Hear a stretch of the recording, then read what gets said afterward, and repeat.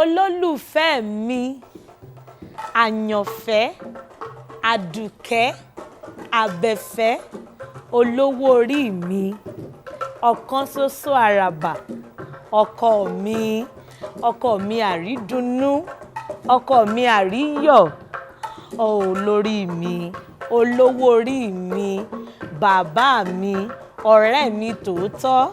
Bí n bá jí rí ọ báyìí, ire owó, ire àlàáfíà, ire ọmọ. Ìjọ ń bá rí ẹni tó sùn ń kọ́, àlá ìdùnnú, àlá ayọ̀. Mo lè finú tán ọ, mo lè fọkàn tán ọ. Bẹ́ẹ̀ náà mo lè fẹ̀yìntì ọ tí n sì ní ṣubú. O ò kúrú jù, ọkọ mi bẹ́ẹ̀ ló ga jù. O ò dúdú jù, bẹ́ẹ̀ ló pupa jù. Rẹ́gí lórí fún mi, fẹ́mi nìkan ṣoṣo. Ìgbà ìkúnra ń kọ́, bẹ́ẹ̀ ló dúró tì mí. Bó ṣe ń fẹ́ mi lójú, ló ń kẹ́ mi gẹ̀gẹ̀gẹ̀. Títí dọjọ́ ìkúnlẹ̀. Ìjọ́ ìkúnlẹ̀ ń kọ́, bẹ́ẹ̀ náà ló wà pẹ̀lú mi ti gbóyà. Títí tí mo fi bá bo fún ọ. Mo bá kọ fún ọ, mo tún bá bo fún ọ náà lẹ́ẹ̀kan sí. Olólùfẹ́ mi, bí máa ń ronú rẹ, orin ìfẹ́ a máa wú mi lórí, a máa wù mí kí n máa kọrin fún ọ. Wípé tiẹ̀ ni mo ṣe. Títí a ó dàgbà pọ̀. Orúkọ rẹ ni mo fẹ́ máa jẹ́. Títí dọjọ́ opó mi.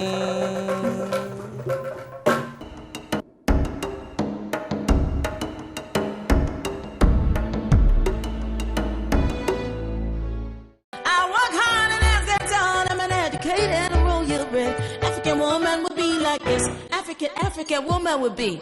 African woman.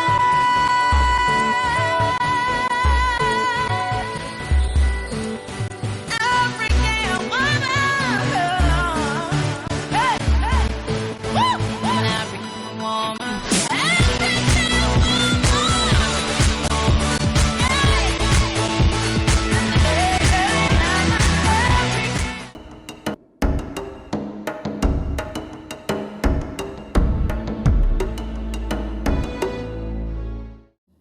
Hello and welcome to Bond. The program is Bond, and today we are looking at a peculiar issue, something that is more common amongst women.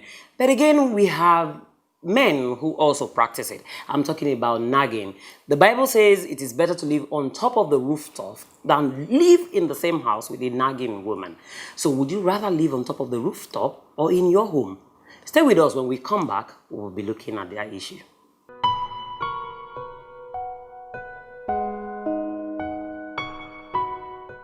Welcome back. First, I want to say congratulations to you two. I hear is your 25th wedding anniversary.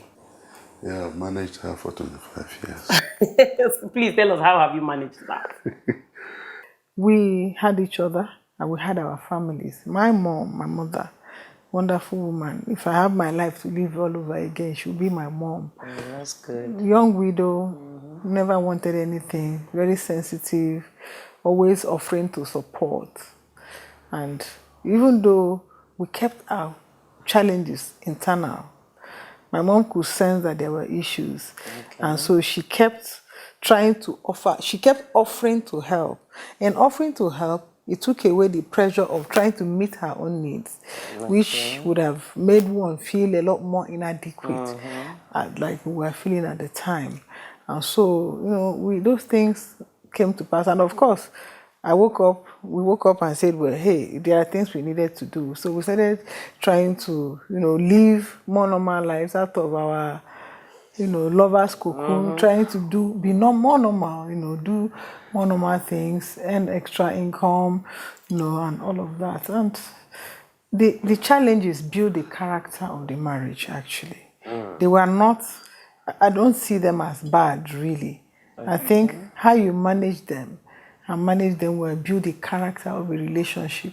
And that's why I can look back 25 years and I feel that I have earned, you know, I've earned my marriage, and I don't feel like, okay, I don't feel like a Yawo Palo, like the Yorubas will say. You know, I don't feel like I feel like I've earned my stay. He has earned my respect. You know, so we are here together.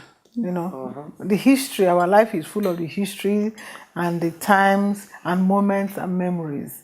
You know, so there's nothing I feel that if I get today in this marriage that it would be too much or I would not have earned it. I just feel like, well, thank God for where we are today, and thank God for the character that He has helped us build through the years, through the challenges, and thank God for the things we're able to do, you know, and thank God that we are here together, you know, together and in it. There's nothing, you know, that I feel that, oh, now he can balance 3 square meals. Now he's hiding his wallet. No, how? I mean, how? There were times that there was nothing inside the wallet and we managed ourselves and nobody knew. Something else I tell young people is that Nobody knew. That was you very must important. keep your issues within you. Nobody can say that I have ever gone to them to complain about anything. In 25 years. In 25, nobody can say that I have gone to them to complain about anything. We had our complaints inside, looked at, okay, what can we do differently? We argued over a few things, but it was always inside. Nobody can say. And it helps a lot. It helps you to heal, helps you to restore, helps you to, you know, safeguard the ego of the relationship that you have, especially of the man. Of course, you know, men have a lot of ego. You're Massaging it right now. All right, we wouldn't leave without you saying a word of advice to people who are watching us today.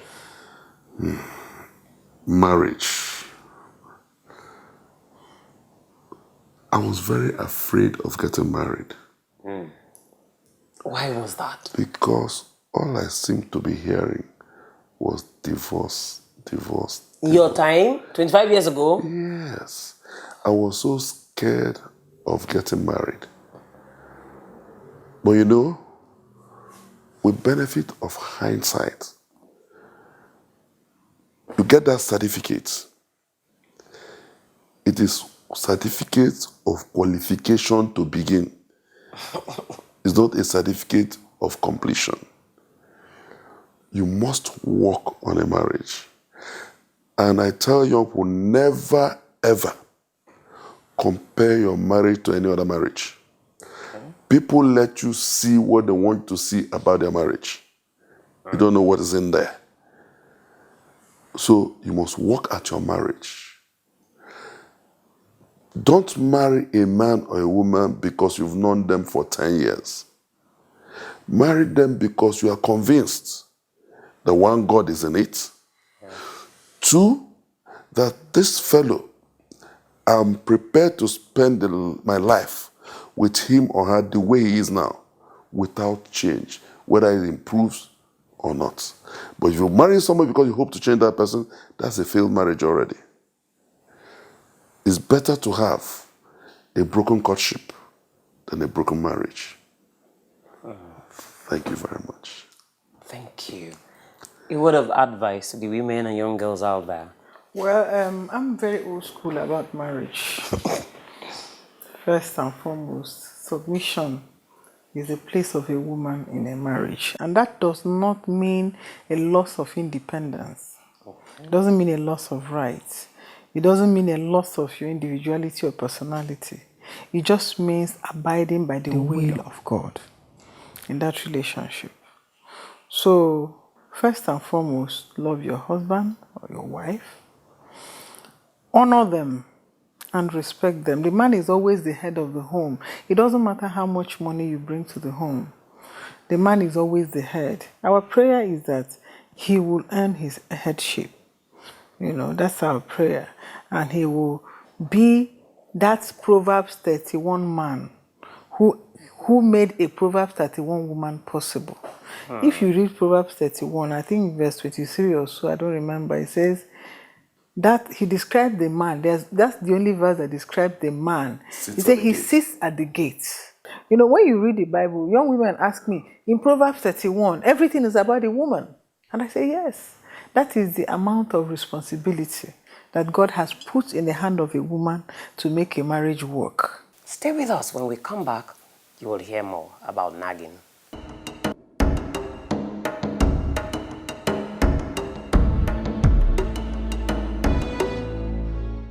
The program is Bond. We're looking at the issue of nagging.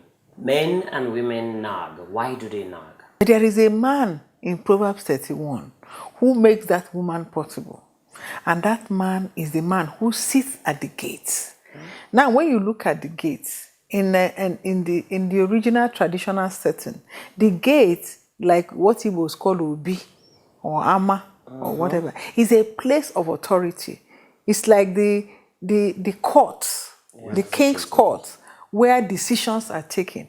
Decisions concerning the city, decisions concerning the security of the city, the policy that guides the city. That is the gate is a place of decision. And that Proverbs 30 man is the man that sits at the gate. So he's a man of authority and influence. He's a man who is in charge of the security of his home and his city. That is an important man. And so this woman is, God has, he says, he who finds a wife findeth a good thing and obtaineth favor from the Lord.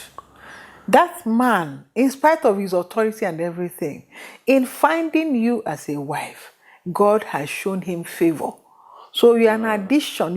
You are like a feather in his cap. Not a feather, a crown. A crown in his cap. You know, a crown. So you must recognize that position of being a crown. It's not an easy position. It's not a simple, ordinary position. It's a critical and important position. And so God gave us submission as a way of keeping that position going. Okay. You know, the neck carries the head. The man is the head, but he goes nowhere except the neck says so. Yeah. It turns nowhere. And that is why when you're a good wife, they say, she has done juju for her husband. It's not juju. It's just the reward of what God has. So the wife is the neck. So the wife is the neck that carries the head and turns the head wherever she wants. That's good. So I've learned a lot in submitting to a man and backing off when there are contending egos, you let him be that man.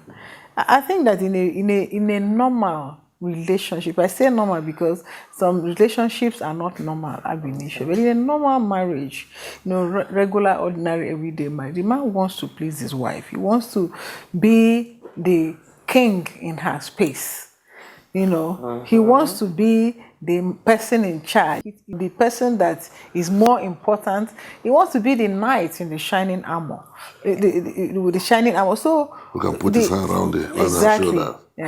So those are positions God has given us to make it easy for you to achieve happiness in marriage. So you submit to the man. You back off when the issues. Don't rub it in that your income is higher. In his heart he'll be grateful that you honored him in spite of the differences in the economies. He is not unmindful. There is no man who is unmindful of the financial powers of the wife. There's no man who is unmindful. And then we talk about the issue of relations. Young girls have come to me and say, they don't want to marry somebody who has parents. And I'm like, what you are saying is that as soon as your son or your daughter is old enough to marry, God should take you away, because that's what it means. We have children. You have children. We have raised our children to be... We pride ourselves that we have raised our children to bond well. Yeah. What would you expect now that because that same child of yours, whom you have raised to bond with his siblings, at the point of marriage, he will not become enemies to his siblings so he can bring in a wife. So a woman must recognize that, yes, my husband has siblings. It is my desire as a woman to have my children bond well. So yes, it's a pride. It's a thing of pride to me that my husband has a well-bonded family, right? So you have to manage that. Of course, there are issues. Of course, there will be, the issues of letting go, and all of that. In my own case, I didn't have problem because I just let it I mean, my husband, there are 9 of them. When I got married, they will put mattress. 9. Yes, and they will put mattress on the floor. That is with me around and lie down and be gisting as if I'm not there.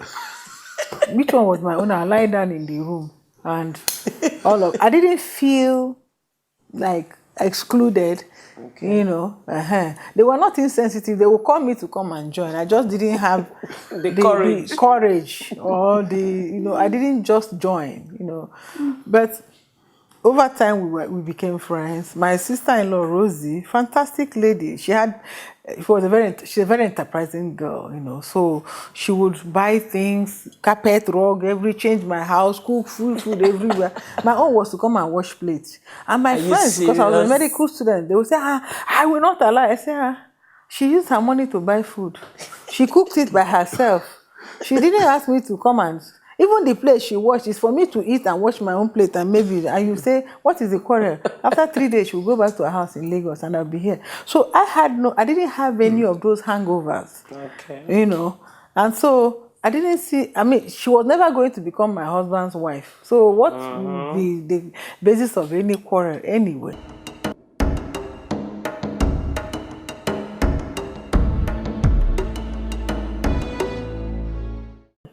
So I think that we need to have an attitude toward the family that is good and welcoming.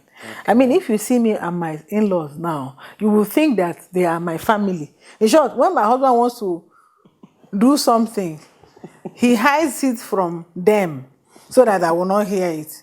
Because if he tells any of his sisters, they will call me. They will call me and say, that's your husband. Now, wow, this... So when he wants to do something like to surprise me or anything, he doesn't tell them. And when he comes in and sees me and them sitting like this, like, what is it? He's already like, as if we're conspiring against him. You're always conspiring. That's how close we've all become. And it didn't start like that. So I always tell young people, your parents-in-law are not going to die because their child wants to marry. I won't die because my son wants to marry. God forbid. Amen. Anybody that will want to marry my child and expect me to die will die first. And it's not a cost. It's not a cost. It's a statement of fact. Yes. Because I didn't wish death on any of my, And I tell people, my mother-in-law is a woman who raised 9 children, 3 women and 6 men. And all of them are on the straight and narrow path. All, no deviation. So you can give it to her. She's a very tough disciplinarian, which broaches no rubbish. And when I came, she put me in the same jacket with everybody. So I just said, Momsy, you have to go leave the kitchen. Let me cook and serve you. She was saying, no, they don't do like this. I said, Mommy, now you're a big woman. Just sit down, I'll be serving you. After some time, she gave up. Because she I said, she gave up. She said, Ngozi, what? I said, Momsy, I will just hail her. So now, when you do something to her, she will call me and complain about you to her.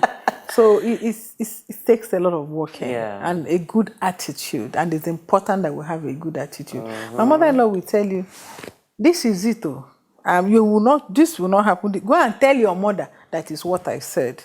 So she would tell you that I will not misadvise you. Yeah. Do you understand? So and marriage takes patience. My husband, if you see my husband talking with my mom, sometimes I'm like, I'm not able to gist with my mom like that, because they're always, gisting and talking and, even now my mom is old, and a bit challenged with her, a few things, hearing and all of that, but, they are still very, very chummy with each other. So I think that talking, having a right attitude, of course, God is in the center of all of that. God is number one. Then having a right attitude, being contented. In the early days, there were so many things we didn't have. So many things. And we were very contented to live within our means. We didn't desire things we couldn't afford. We just aspired to get those things. And by the grace of God, God has made it possible. So having challenges in a marriage, I insist, it's not necessarily suffering. It's God helping you to build the character of the relationship. And we should do our best not to shield our own children. Okay. You see, because some of the things we do for our children, we shield them from the things that would have helped them build the character of their own relationship. And so many years down the road, you see people, young couple who come from very comfortable homes and all that, and they can't deal with simple everyday challenges because their parents have gone all out to lay out the red carpet to make sure that they don't suffer, in quote. And they come out, not having the kind of character that it takes to keep a marriage working in this day and age. And it's very difficult now, I think, than 20 years ago and 25 years ago to keep a marriage going, because there are so many things you can do in the privacy of your house, which you couldn't do 25 years ago, 20 years ago, because of GSM, internet, this, that. There are so many things you can do now to hurt yourself and hurt your marriage inside your house without stepping out, which you couldn't do 25 years ago.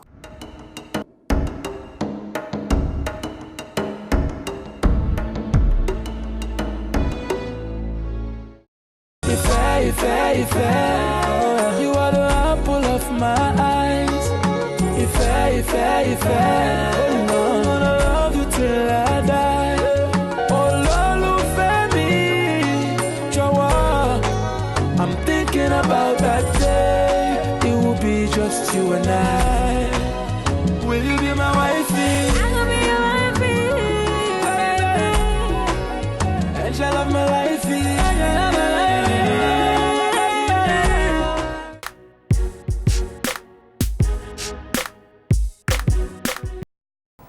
What's happening? What's in vogue? We all say it. It's in vogue to do this. It's a fad.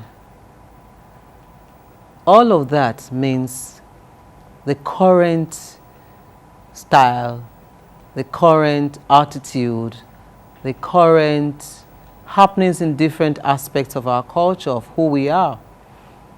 And it can be transferred from one culture to the other.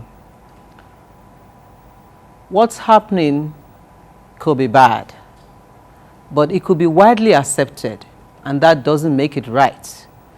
And the concept of the family is more important that we follow the fad or follow what's in vogue very carefully and thoughtfully. Let's take, for instance, the young guys now. Somewhere along the line, some people picked up sagging, and it became the vogue. Among young people, you are not happening if you are not sagging. What do we call sagging? Some feel that, well, maybe if you have a trouser that is longer than your normal length, that could be sagging. But in actual fact, sagging is having your waist, the waistline of your trousers lower than your normal or natural waist. Now, somebody asked me, when you wear low riders, is it sagging? Maybe not.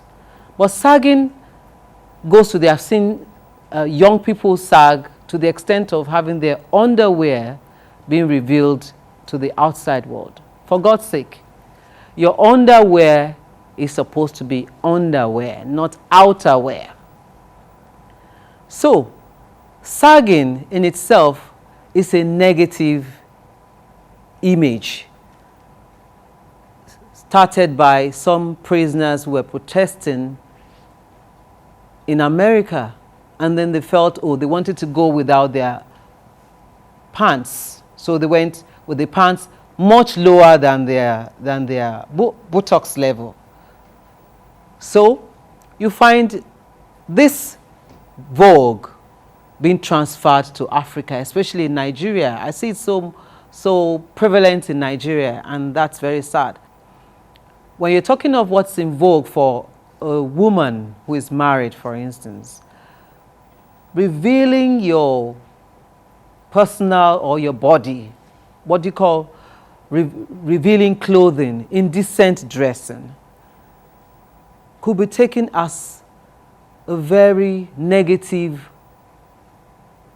followership of being in vogue. So for the family woman, for the married woman, or somebody who is elderly, who is like the Yoruba people say, "Agbakiwa loja kori omo tuntun wo." As an elderly person, you are supposed to show the way to the younger ones. So it would not be expected of you to go dress indecently, whether in public or in private, because you are teaching the younger generation indirectly. So what are we saying?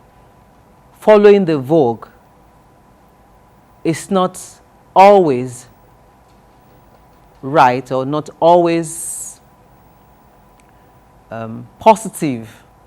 Is not always a positive direction if you want to follow the vogue. So when you want to follow the vogue, or when you want to, we must bring it into perspective of the family and the message, like we earlier said, the message you want to pass across. So in following what is happening, or the style or the fashion that is current, you don't necessarily have to be negative, you don't necessarily have to be indecent, and you don't have to be inappropriate in your appearances.